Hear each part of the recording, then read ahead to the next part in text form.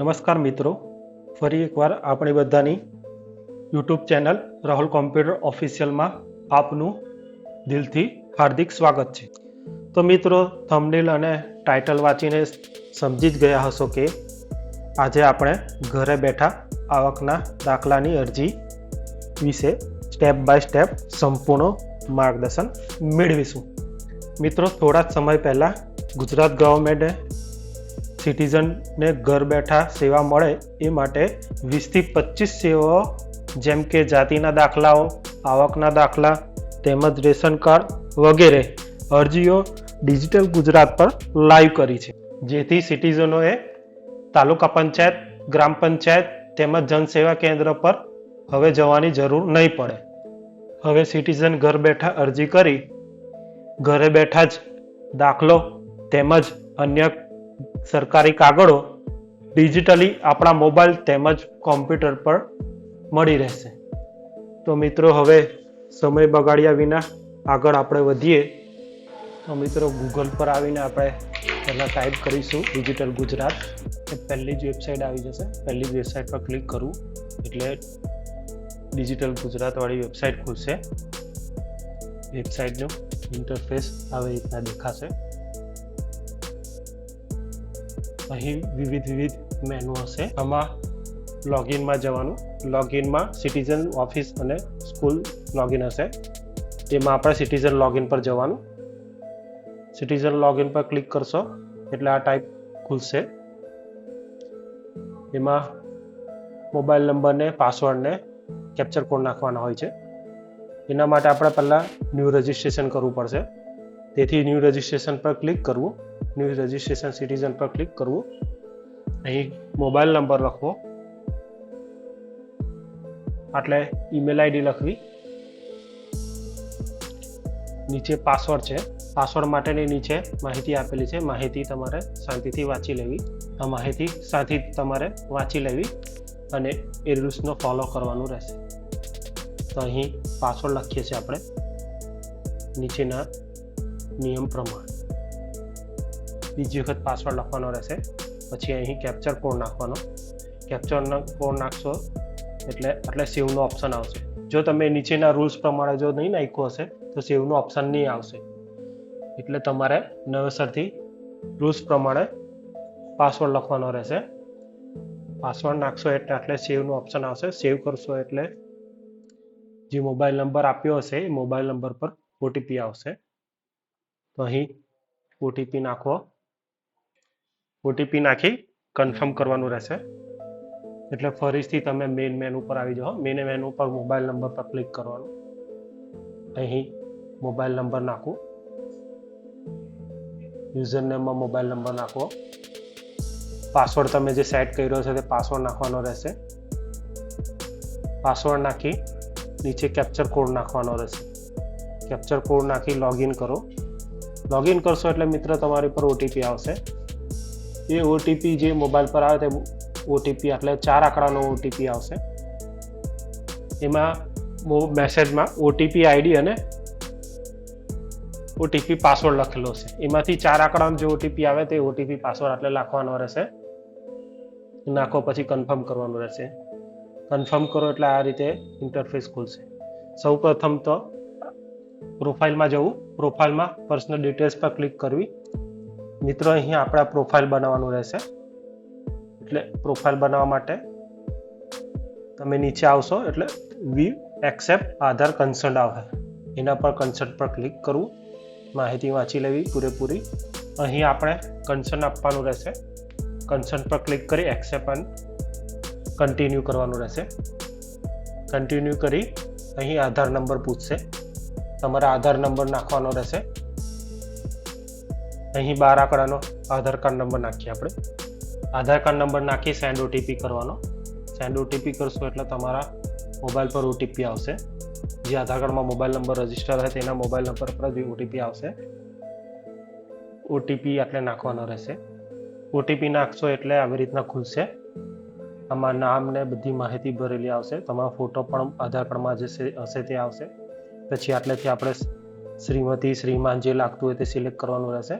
તમે સિલેક્ટ કરશો એટલે પ્રથમ નામમાં જે નામ હોય તે નામ સિલેક્ટ કરવું, મિડલ નેમમાં મધ્ય નામમાં મધ્ય સિલેક્ટ કરવું, છેલ્લા નામમાં અટક સિલેક્ટ કરવું. બને ત્યાં લગીને આ રીતે સિલેક્ટ કરવું. ત્યાર પછી ઇંગ્લિશમાં પૂછશે. ઇંગ્લિશમાં પણ એવી રીતના ફર્સ્ટ નેમમાં નામ, મિડલ નેમમાં ફાધરનું નામ, લાસ્ટ નેમમાં અટક. ત્યાર પછી એ બધી માહિતી મોસ્ટ ઓફ ભરેલી જશે. એટલે ફાધર નેમ લખવાનું છે મિત્રો. એટલે ફાધર નેમમાં નામ આવી ગયું છે, જે અરજી કરતા છે તેનું નામ આવ્યું છે, એટલે એ ચેકીને અહીં ફાધરનું નામ લખવું. તો મિત્રો અહીં ફાધરનું નામ બને ત્યાં લગીને આખું લખવું. એટલે આખું નામ લખવું અને એટલે ગુજરાતીમાં નામ લખવાનું છે આપણે. તો ગુજરાતીમાં આપણે લખવા માટે હું તમને એક ટ્રીક બતાવું છું. ઇંગ્લિશમાં ફાધરનું નામ લખેલું છે તે ઓલ કોપી કરી લો. ઓલ કોપી કરી નવી ટેબ ઓપન કરો ગૂગલમાં પ્રોફાઇલની બાજુમાં 9 ડોટ હશે, એના પર ક્લિક કરો. એમાં ટ્રાન્સલેટ હશે, ટ્રાન્સલેટ પર ક્લિક કરીને કોપી કરી દઉં. કોપી કરશો એટલે ઓટો ટ્રાન્સલેટ થઈ જશે. ગુજરાતીના મેનુમાં આવીને ગુજરાતી પેસ્ટ કરી દેવું. સેમ એવી રીતના મધરના નામમાં મધર નેમ લખી ઇંગ્લિશમાં લખી બાજુમાં ગુજરાતીમાં લખવાનું રહેશે. સેમ એવી રીતના કોપી પેસ્ટ કરી લો. કોપી કરો, આટલે આવીને પેસ્ટ કરો. પેસ્ટ કરીને કોપી કરીને અહીં પેસ્ટ કરી દો. હવે મિત્રો આગળ સેવ એન્ડ નેક્સ્ટ કરવાનું રહેશે, એટલે ઓકે દબાવજો. પછી અહીં માહિતી પૂછેલી છે, એડ્રેસ ઇન્ફોર્મેશન છે. એ એડ્રેસ ઇન્ફોર્મેશન માટે 3 ઓપ્શન છે, એમાંથી ગેટ આધાર ફોર્મ કરી દેજો, એટલે આધાર કાર્ડમાં જે એડ્રેસ હશે તે આવી જશે. પછી ડિસ્ટ્રિક્ટ સિલેક્ટ કરવાનું રહે, તાલુકો સિલેક્ટ કરવાનો રહેશે અને તમારું જે ગામ હોય તે ગામ સિલેક્ટ કરી દો. સેમ નીચે એવી રીતના ડિસ્ટ્રિક્ટ સિલેક્ટ કરવું, તાલુકો સિલેક્ટ કરવો, વિલેજ સિલેક્ટ કરવો. સેવ એન્ડ નેક્સ્ટ કરી દો, ઓકે કરી દો. અહીં રેશન કાર્ડની માહિતી માંગેલી છે, એટલે રેશન કાર્ડની ડિટેલ્સ લખવાની છે. એટલે અહીં આપણે રેશન કાર્ડનો 12 આંકડાનો નંબર લખવાનો રહેશે. 12 આંકડાનો નંબર લખી બાજુમાં ફેચ ફ્રોમ રેશન કાર્ડ કરવાનું. એમાં જે અરજી કરતા છે તેને ક્લિક કરો અને એડ મેમ્બર ડિટેલ્સ કરી દો. ઓકે કરો એટલે આટલે માહિતી આવી જશે. સેવ પ્રોફાઇલ પર ક્લિક કરો એટલે આટલે નવી પોપઅપ ઓપન થશે. નવી પોપઅપ ઓપન થશે, એમાં આધાર કાર્ડ નંબર પૂછશે. મિત્રો અહીં આ જે આપણે આધાર કાર્ડ નંબર નાખ્યા છે, આપણે ઈ હસ્તાક્ષર કરીએ છીએ. ઈ હસ્તાક્ષરમાં આપણું એટલે મતલબ ડિજિટલ સાઇન કહેવાય, એક જાતની ડિજિટલ સાઇન થાય છે. આધાર કાર્ડ નંબર નાખી સેન્ડ ઓટીપી કરું. સેન્ડ ઓટીપી કરશો એટલે તમારા મોબાઈલ પર ઓટીપી આવશે. એ ઓટીપી 6 આંકડાનો હશે. 6 આંકડાનો ઓટીપી અહીં નાખવાનો રહેશે. 6 આંકડાનો ઓટીપી નાખીને નીચે સબમિટ કરવાનું રહેશે. સબમિટ કરશો એટલે થોડીક વાર લાગશે, એટલે તમારું પ્રોફાઇલ બની ગયું. આ પ્રોફાઇલ તમારું ડિજિટલ સાઇન વાળું થઈ ગયું. તો મિત્રો હવે આપણે હોમ પર આવી જવાનું. હોમ પર આ રીતે ઇન્ટરફેસ પાછો દેખાશે. મિત્રો આમાં આપણે સુગમ ડિજિટલ ગુજરાત પર જવાનું રહેશે. સુગમ ડિજિટલ ગુજરાતમાં અહીં 2 ઓપ્શન આવશે, અર્બન અને રૂરલ. જે મિત્રો તમારે અર્બન લાગતું હોય તો અર્બન પર ક્લિક કરવું, રૂરલ લાગતું હોય તો રૂરલ પર ક્લિક કરવાનું રહેશે.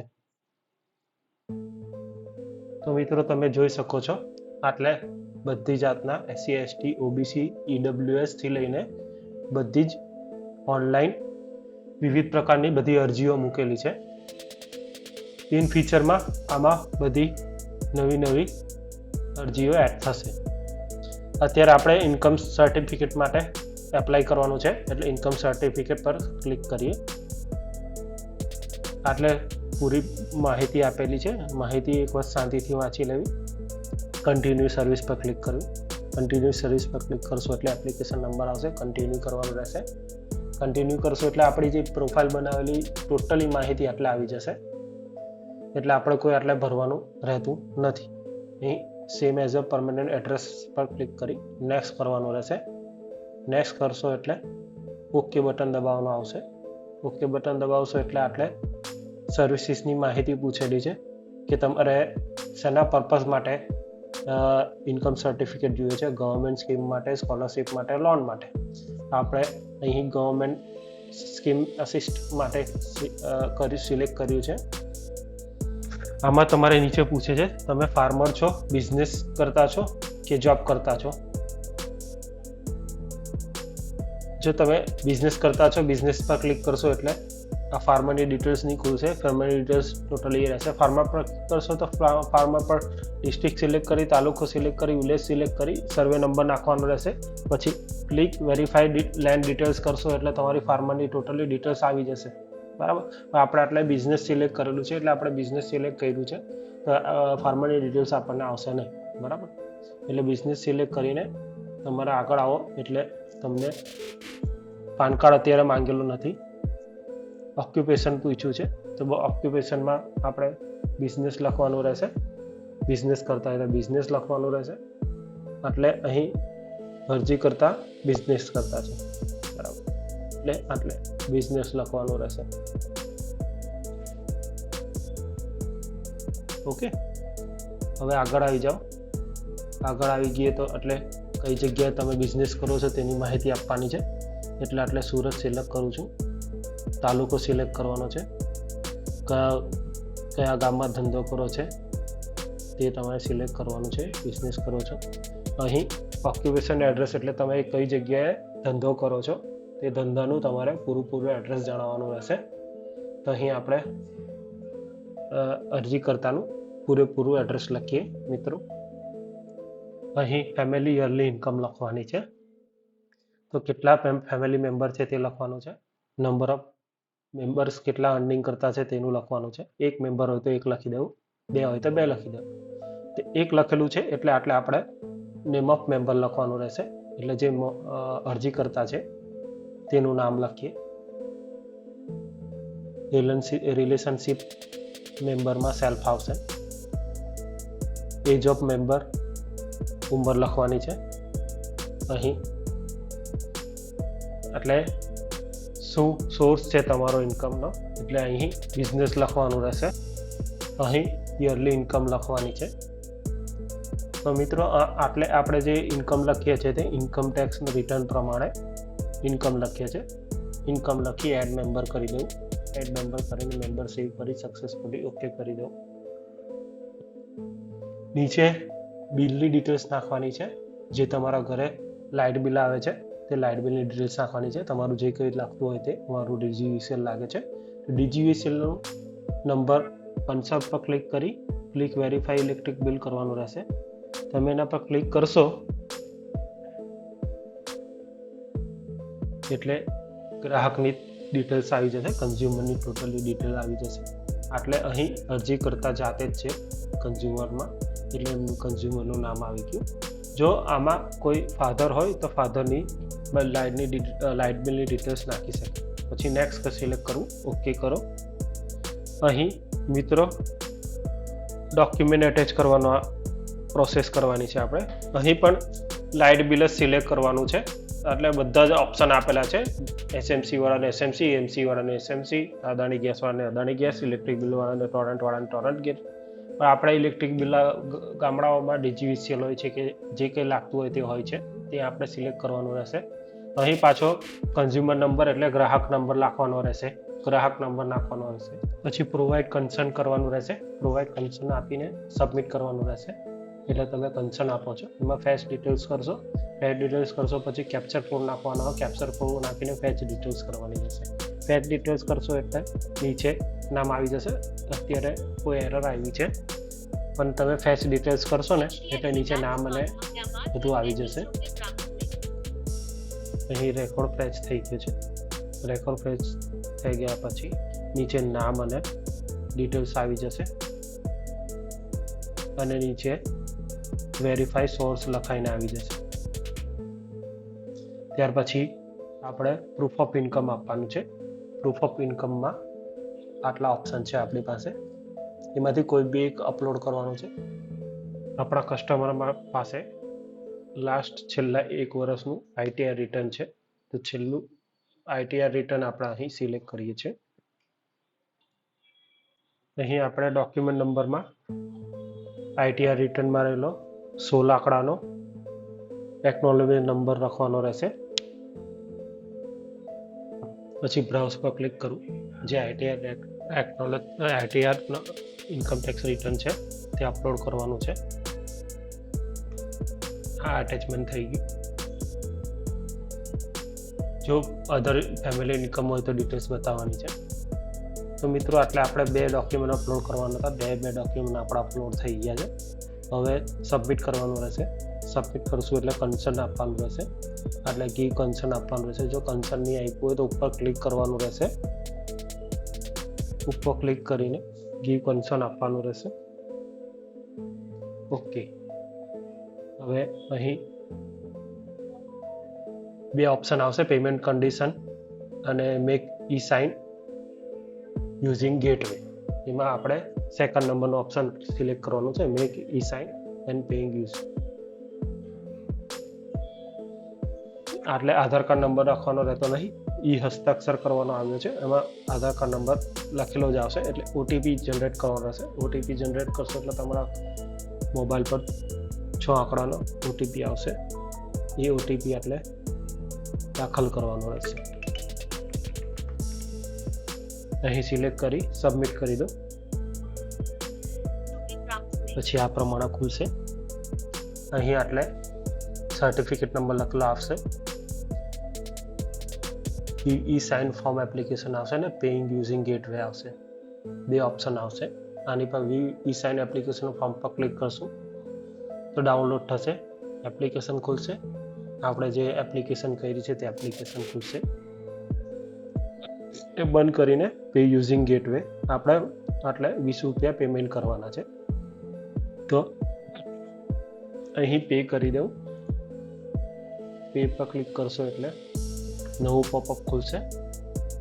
નવા પોપઅપમાં જો આવી રીતના એરર આવે તો રિફ્રેશ કરી દઉં. રિફ્રેશ કરીને કન્ટિન્યુ કરું. એમાં યુપીઆઈ જવું, યુપીઆઈ QR કોડ જનરેટ કરી પે નાવ કરું. પે નાવ કરશો એટલે QR કોડ ખુલશે. QR કોડ ઉપર તમારે તમારા ગૂગલ પે, ફોન પે કોઈ પણ વાપરશો તેને સ્કેન કરીને પેમેન્ટ કરવાનું રહેશે. અહીં મિત્રો આપણે ₹20 પેમેન્ટ કરવાના છે. ઓટોમેટિક ₹20 લખાઈને જ આવી જશે. પેમેન્ટ થતાં થોડી વાર લાગશે.